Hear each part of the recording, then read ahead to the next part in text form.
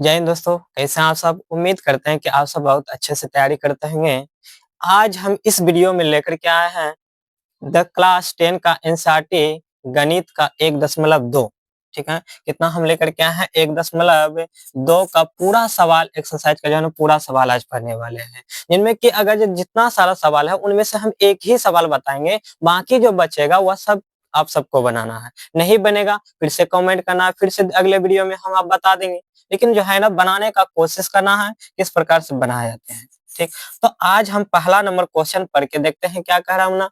तो कह रहा है निम्नलिखित संख्याओं को अभाज्य गुणनखंडों के गुणनफल के रूप में लिखने के लिए। ठीक है बच्चों, सुन लिया? तो देखो अच्छे से सवाल पढ़ लो क्या कह रहा है। कह रहा है निम्नलिखित संख्याओं को अभाज्य गुणनखंड के रूप में कह रहा है बच्चों। देखो क्या कर रहा है अभाज्य गुणनखंड के गुणनफलों के रूप में कह रहा है और इनमें कुछ कह नहीं रहा है, ज्यादा कुछ नहीं कह रहा है, केवल कह रहा है अभाज्य गुणनखंड के रूप में लिखने के लिए जैसे कि हम लिख लेते हैं। तो पहला नंबर देखते हैं क्या है।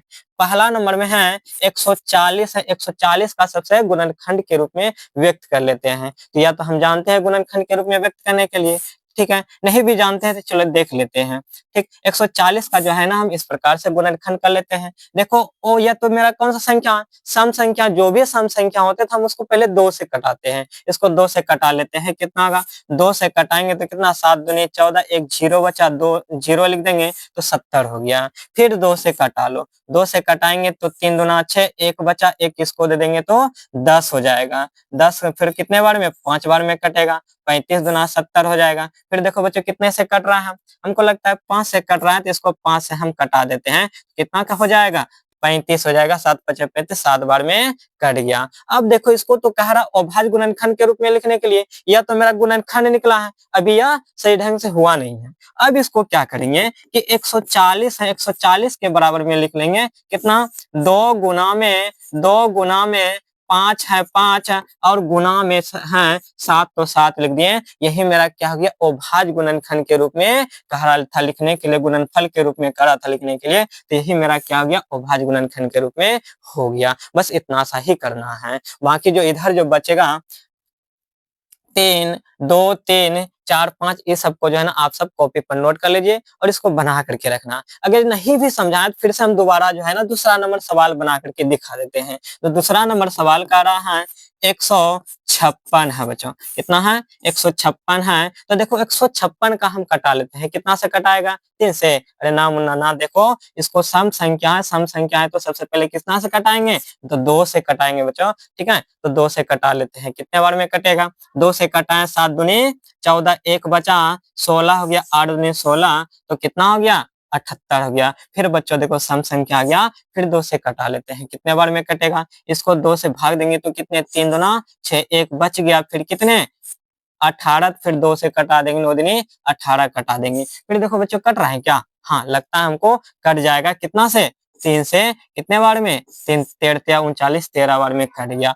तब हम जो है ना बच्चों लिख लेंगे 156 के बराबर में 2 गुना 3 गुना 13, 2 गुना 3 गुना 13, यही कह रहा था अभाज्य गुणनखंड के रूप में व्यक्त करने के लिए। यह मेरा क्या हो गया अभाज्य गुणनखंड के रूप में व्यक्त हो गया। अरे थोड़ा हट गया है, फिर ला लेते हैं। ठीक है, क्या हो गया अभाज्य गुणनखंड के रूप में व्यक्त हो गया। इससे ज्यादा कुछ नहीं करना है। ठीक है, बाकी जो बचा तीसरा चौथा पांचवा जो है ना आप सब कॉपी पे नोट कर लीजिए इसको, फिर जो है इसको बना करके देखिएगा। नहीं बनेगा तो फिर कमेंट में लिखना है कि सर बता दीजिए, फिर जो है ना हम बता देंगे। ठीक है ना, ठीक है। तो आज का तीसरा नंबर सवाल देखते हैं क्या कह रहा है। सबको ये सवाल जो है ना ऊपर में लिखा हुआ है, इसको एक बार सबको अच्छे से पढ़ लो। देखो क्या कह रहा है बच्चों। तो इनमें से सवाल में कह रहा है अभाज्य गुणनखंड विधि द्वारा निम्नलिखित पूर्णांकों के एचसीएफ और एलसीएम क्या ज्ञात कीजिए। अरे दीदी देखो कितना आसान सा सवाल आ गया है। ठीक है, अभी अभी हम बताए थे कि एचसीएफ और एलसीएम ज्ञात करने के लिए, और तो यहाँ और आसान है, उसमें कह रहा था जांच करने के लिए, इसमें डायरेक्ट कह रहा है एचसीएफ और एलसीएम ज्ञात करने के लिए। वाह मुन्ना वाह, क्या कमाल का है। ठीक है, तो देखो इनमें से जो है ना हम एचसीएफ और एलसीएम ज्ञात कर लेते हैं। तो देखो पहला नंबर क्या कह रहा है बच्चों कि 12 है, 12 का अभाज्य गुणनखंड पहले निकाल लेते हैं। फिर 15 है, 15 और 21 है, 21 का अभाज्य गुणनखंड कर लेते हैं। तो कितने बार में कटेगा? 2 से कटाएंगे 6 बार में, फिर 2 से कटाएंगे 3 बार में, फिर इसको 15 का कर लेते हैं। 15 को कितने से कट रहा है? 3 से कट रहा है, कितने बार में? 5 बार में कट रहा है। फिर 21 का कटा लो, इस यह भी 3 से कट रहा है, कितने बार में? 7 बार में कट रहा है। सबका गुणनखंड कर लिए। अब जो है ना, इसको गुणनखंड के रूप में लिख लेते हैं। तो देखो क्या लिखते हैं कि 12 के बराबर में 2 गुना में 3, फिर क्या है 3, 15 के बराबर में 3 गुना में 5, तो 5 हो गया। फिर कितना है बच्चों? 21 के बराबर में, 21 के बराबर में बोला करो, ठीक ना, जो लिख दिया बोला करो ताकि समझ में आएगा, ठीक ना, इसलिए बोल बोल के लिखा करो। कितना है? 3 गुना में 7, तो 7 हो गया। तो प्यारे बच्चों, हम बताए थे कि एचसीएफ निकालने के लिए दो संख्या वाले बताए थे, जो दो में से जो सब मिल रहा है उसको लिख देंगे, वही एचसीएफ कहलाएगा। लेकिन यहाँ तो 3 संख्या है, 3 संख्याओं का कैसे करेंगे? तो 3 संख्या में से तीनों संख्याओं का जो मिल रहा है उसको हम लिख लेंगे, किसमें? एचसीएफ के मौसम में। एचसीएफ के बराबर में क्या आ जाएगा बच्चों? देखो क्या क्या मिल रहा है, 3 मिल रहा है, यहाँ भी 3 है, यहाँ भी 3 है, 3 मिल रहा है, 3 लिख दिया। और कुछ मिल रहा है क्या? बोला करो। नहीं मिल रहा है, इसलिए क्या करेंगे? नहीं मिल लिखेंगे। यह मेरा कौन क्या कहलाएगा? एचसीएफ कहलाएगा। एचसीएफ निकल गया। फिर देखो बच्चों क्या कह रहा है? एलसीएम कह रहा है। एचसीएफ तो मेरा निकल गया, फिर क्या कह रहा है? एलसीएम निकालने के लिए फिर एलसीएम निकाल लेते हैं। एलसीएम के बराबर क्या होगा बच्चों? कि जो संख्या मिल रहा है 3 गो में से एगो तो लिख लेंगे, और बाकी जो बचा उसको भी लिख देंगे। यहाँ क्या बचा? 2 बचा है, 2 गुना में यहाँ भी 2 बचा है, 2 गुना में यहाँ 5 बचा है, 5 गुना में यहाँ 7 बचा है, 7 लिख देंगे। ठीक है, सबको गुना करके देखो तो कितना आ जाएगा? 420 आ जाएगा। यही मेरा क्या हो गया? आंसर हो गया। यह मेरा निकालने के लिए कह रहा था, निकल गया। ठीक है, एचसीएफ और एलसीएम निकल गया। इसके बाद जो है ना, दूसरा नंबर भी बना करके देख लेते हैं। अब इसमें नहीं समझा, इसमें जरूर समझ जाएगा, इसको बना करके देखते हैं। दूसरा नंबर क्या बचा? कि 17 है, 17 का गुणनखंड निकाल लेते हैं। 23 है, 23 का गुणनखंड निकाल लेते हैं। और 29 है, 29 का गुणनखंड निकाल लेते हैं। अब बताओ बच्चों कि इसमें से यह संख्या देख करके क्या याद आता है? बताओ।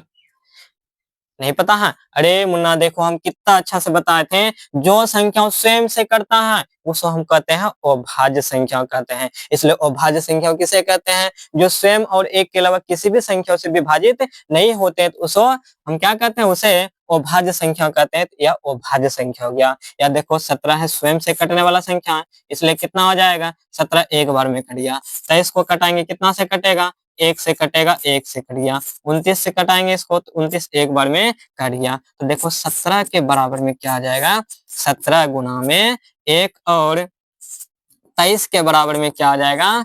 23 गुना में 1, और 29 के बराबर क्या होगा? कि 29 गुना में 1। तो हमको क्या निकालना है?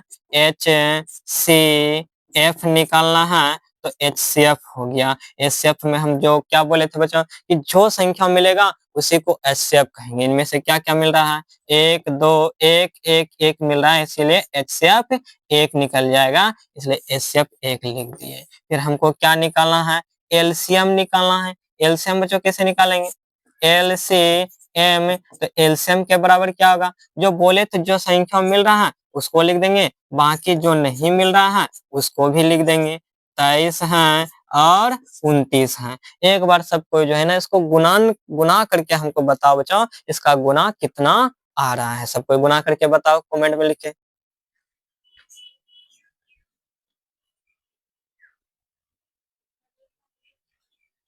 हाँ तो बच्चों, आज का देखते हैं चौथा नंबर क्वेश्चन क्या कह रहा है। ठीक है, तो तीसरा नंबर का तो गुना करके लास्ट में लिख दिया होगा कितना हुआ।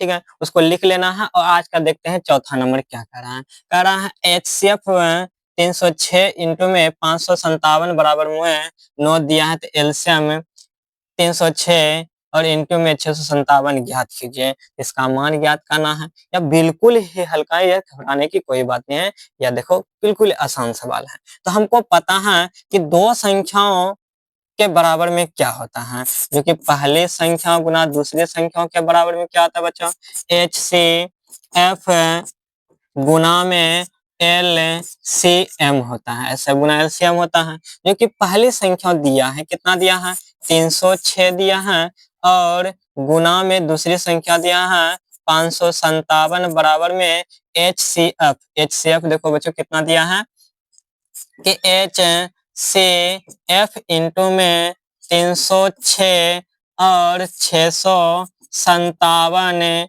गुना में एलसीएम हमको निकालना है। सॉरी, इसको थोड़ा सा मिटा देते हैं। इसको जो है ना दिया है, कितना दिया है, यह दिया है 9 दिया है, 9 गुना में एलसीएम HLCM निकालना है। एलसीएम हम लिख देते हैं 306 और इंटू में 657 इंटू में 657 यह निकालना। फिर देखो इसको हम बाहर निकालेंगे, LCM 306 इंटू में 657 बराबर में क्या आ जाएगा बच्चों, 306 गुना में 657 बटे में 9। यह हो गया। कुछ कट रहा है क्या, देखो कटा करके लगता है कट जाएगा। कितने से कटेगा कि इसको कटाएंगे तो 9 तिया 27 3 बार में, और 9 छा के 36 4 बार में, गुना में 657। अगर जिसको हम गुना करेंगे क्या निकलेगा, 22 33 हमको लगता है 8 निकल जाएगा, 8, हाँ 22 33 8 निकल जाएगा। तो यही मेरा क्या हो गया बच्चों, आंसर हो गया 4 नंबर का।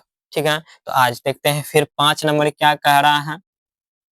5 नंबर बहुत वीवीआई है बच्चों, 5 नंबर बहुत वीवीआई है और हल्का भी है। देखो 5 नंबर क्या कह रहा हूं ना, कि जांच कीजिए कि क्या किसी प्राकृतिक संख्या n के लिए संख्या 6 पे पावर n अंक शून्य पर समाप्त हो सकता है। ठीक है, तो यह कह रहा है, बहुत वीवीआई क्वेश्चन है। और इनमें से यह सवाल पकड़ने का कोशिश करो किस प्रकार से बनाया जाता पूछा जाता है। इसमें पूछ क्या रहा है बच्चों, कि कह रहा n एक प्राकृतिक संख्या है। तब हम प्राकृतिक संख्या बच्चों पढ़े हैं, क्या पढ़े हैं, प्राकृतिक संख्या। प्राकृतिक संख्या गिनती की सभी संख्याओं को प्राकृतिक संख्या कहते हैं बच्चों। क्या कहते हैं, गिनती की सभी संख्याओं को प्राकृतिक संख्या कहते हैं, जो कि क्या हो जाएगा 1 2 3 4 5 इसी तरह से अनंत तक हो जाएगा, यह प्राकृतिक संख्या होगा। लेकिन यहाँ पर यह बच्चों पूछ रहा है, जो 6 पे पावर n है ना, यह शून्य पर समाप्त हो सकता है। शून्य पर समाप्त होने का मतलब क्या हुआ, कहीं ना कहीं अंत में इकाई अंक शून्य होना चाहिए। इकाई अंक शून्य होना चाहिए जो कि शून्य पर समाप्त होने वाला हो। जैसे कि मान के चलो कोई संख्या हम ले लेते हैं, ऐसे ऐसा नहीं कहना, खुशी का है कोई भी संख्या ले, या देखो लास्ट में क्या शून्य आ गया, या शून्य समाप्त हो रहा है कहीं ना कहीं।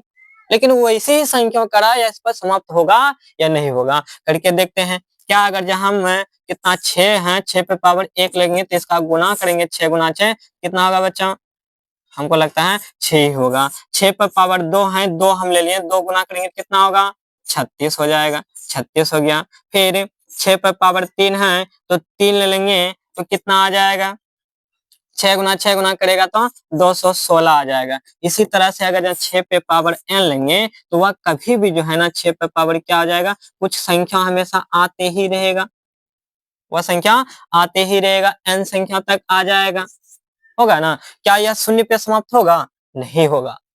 ठीक है, इसको जो है ना इस तरह से बना सकते हैं।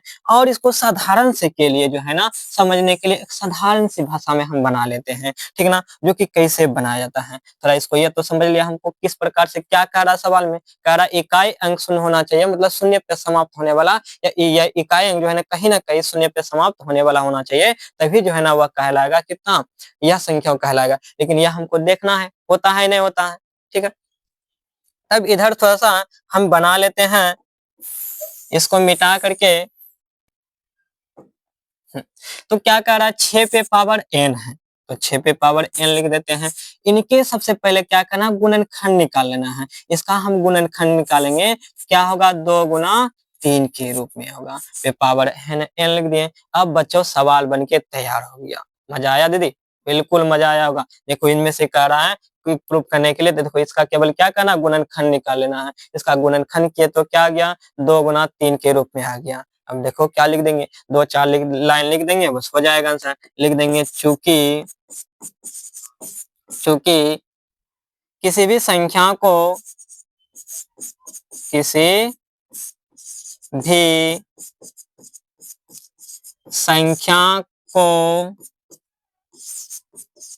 शून्य पर समाप्त होने के लिए 2 गुना 5 के रूप में 2 गुना 5 के रूप में के लिए 2 गुना 5 के रूप में होना चाहिए। लेकिन इसके अतिरिक्त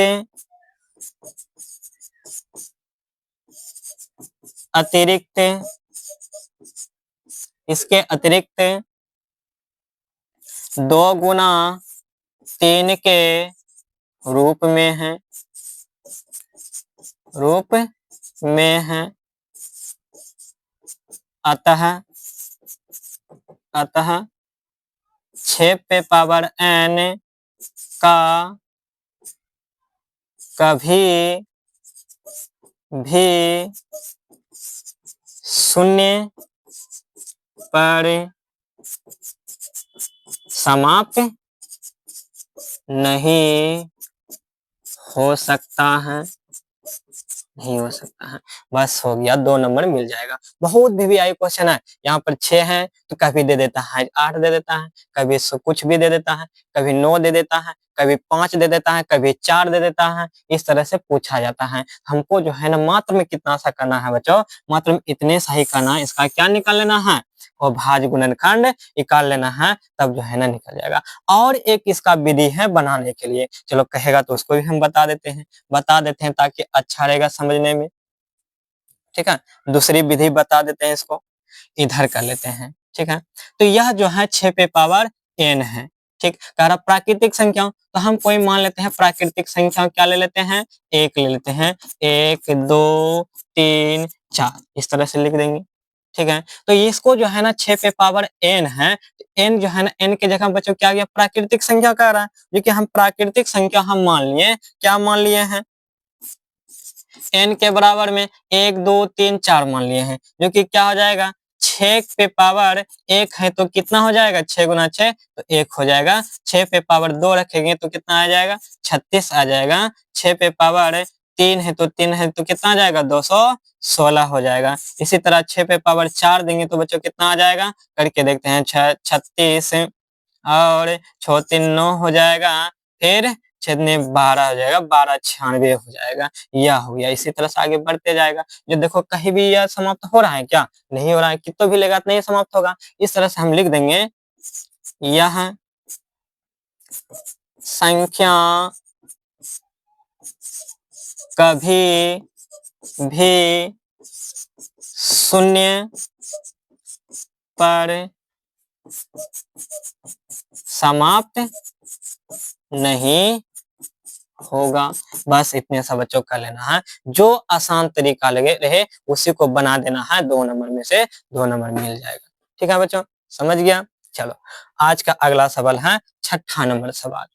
ये तो बिल्कुल आसान है, इनमें केवल सोचने समझने की जरूरत है। देखो इनमें से क्या कह रहा है, व्याख्या कीजिए कि 7 गुना 11 13 प्लस 13 और 7 गुना 6 गुना 5 गुना 4 गुना 3 गुना 2 गुना 1 प्लस 5 अभाज्य संख्या क्यों है, कह रहा है यह अभाज्य संख्या क्यों है बच्चों। ठीक ना, यह कह रहा है हमको निकालने के लिए। ठीक है, तो पहला नंबर जो यह सवाल है उसको लिख देते हैं, कितना है, 7 गुना में 11 गुना में 13 प्लस में 13 है। यह हो गया। इनमें से या तो इधर देखो गुना है, इधर प्लस है, इधर कुछ कॉमन आ रहा है क्या इसमें, देखो यहाँ भी 13 है, यहाँ भी 13 है, तो दोनों जगह 13 13 है। क्या हम यहाँ पर 13 कॉमन ले सकते हैं क्या, दोनों में 13 है तो 13 हम कॉमन ले लेंगे, तो क्या बचेगा, 7 गुना में 11 गुना में 1 प्लस में 1 हो जाएगा। कर लेते हैं 13 इंटू में इसको गुना करेंगे तो 77 प्लस 1 तो कितना आ जाएगा 78, तो 78 आ गया। ठीक है, तो 78 आ गया। अब इसको गुना करेंगे तो कितना आ जाएगा बच्चों, तो गुना करके देख लेते हैं। तो गुना करेंगे 78 गुना में 13 तो कितना 8 तिया 24 4 2 7 21 2 23। फिर 1 से गुना कर लेते हैं 8 और 7 तो कितना आ गया 4 और 8 3 11 1 3 तो कितना आ गया 1014। तो 1014 हो गया। यही मेरा अभाज्य संख्या निकल गया। इसी तरह से दूसरा भी निकाल लेते हैं। दूसरा क्या है बच्चों कि दूसरा नंबर है कि 7 गुना में 6, 7 गुना में 6 गुना में 5 गुना में 4 गुना में 3 गुना में 2 गुना में 1 प्लस 5। तो इनमें से बच्चों कौन सा आ रहा है कॉमन, देखो कि इस पे से 5 आ रहा है, यहाँ भी 5 है, तो 5 कॉमन ले लेते हैं तो क्या हो जाएगा 7 गुना में 6 गुना में 1 गुना में 4 गुना में 3 गुना में 2 प्लस में 1। तो कर लेते हैं गुना 5 इंटू में इसको सबको गुना करेगा तो कितना होगा, कर लेते हैं कितना हो जाएगा 5 दूनी 5 दूनी तो कितना गया 42 गुना में 6 तो 36 गुना 4 और 7। तो सबको गुना करके देखते हैं कितना है 42 गुना में 4 तिया 12 गुना 24 हो जाएगा। इसको कर लेते हैं कितना हो गया 24 हो जाएगा गुना में 24। तो 4 दूनी 8 4 चौक 16 और 2 दूनी 4 और 4 दूनी 8 है तो कितना हो गया 8 0 9 1 10 108 आ जाएगा। 1008 प्लस में 1 तो जोड़ेंगे तो कितना होगा बच्चों कि जोड़ेंगे तो 1009 होगा और गुना करेंगे तो कितना आ जाएगा 50 45 50 45 यह निकल गया। यही मेरा आंसर हो गया। समझ गया? अगर नहीं भी समझा है फिर से इसको वीडियो पीछे करके उसको बना लेना है। ठीक है, आखिरी सवाल देखो बच्चों क्या है 7 नंबर कह रहा है कि किसी खेल के मैदान के चारों ओर एक वृत्ताकार पथ है। इस मैदान का एक चक्कर लगाने में सोम्या को 18 मिनट लगते हैं और जबकि इसी मैदान का एक चक्कर लगाने में रवि को 12 मिनट लगता है। तो इसको बना लेते हैं। इसका जो है ना दोनों का एलसीएम निकाल लेंगे। ठीक है, कितना का 18 है और 12 है 12 का।